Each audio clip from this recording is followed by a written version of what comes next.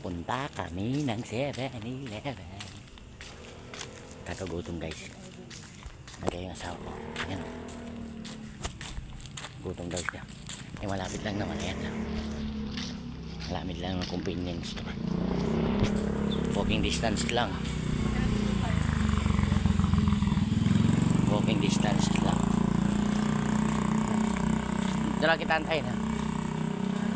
Dito kita antayin. Ay, papasok daw. Hanap ako ng bibilhin ko boy.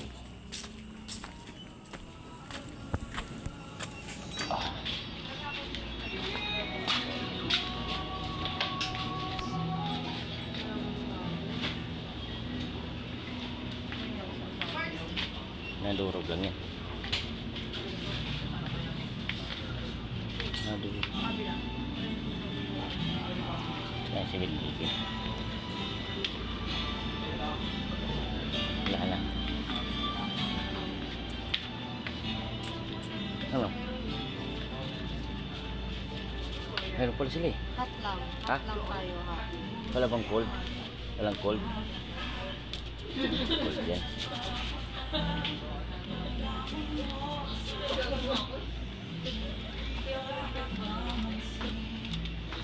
Ano mo? Oh my cold.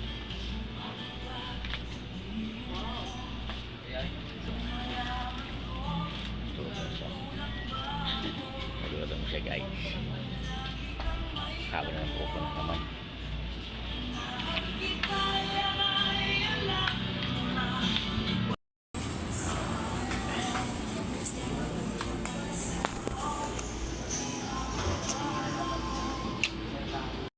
Angel burger na lang. Lapit lang ba yun dito? Nasa likod.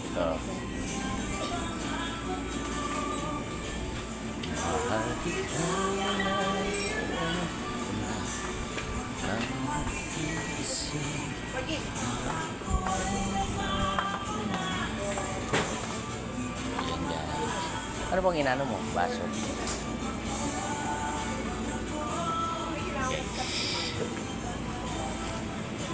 Itong gasang sa mo. Yan.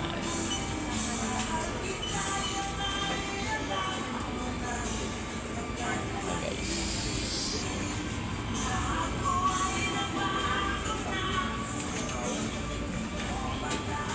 Malaking bagay pag malapit yung mga tulad dito sa Pinilipin, Uppermart, malapit sa kainan. Pag nagugutom ka, pwede ka walking distance lang naman. O, ano lang, 1 minuto. Ayun, 2.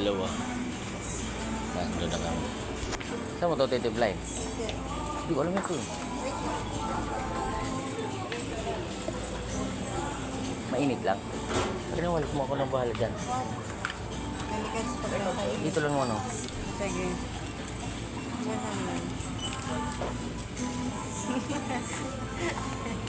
lang. Kaya magtitimpla guys. Hindi ko alam yun. Wow. Siya magtitimpla guys. Hindi, yun kasi di ko mahilig yan. Yung ganyan. Eh, pinatigim sa akin ng asawa ko. Eh, nagustuhan ko. Ayan. Kaya ayan.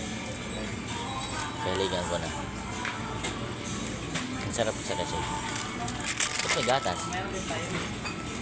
May gatas talaga. Dami na.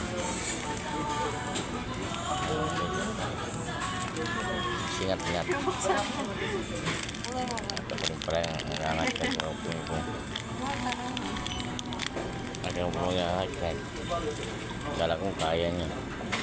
Ako din pala, sa akin din pala babagsak. Ang tulog pa.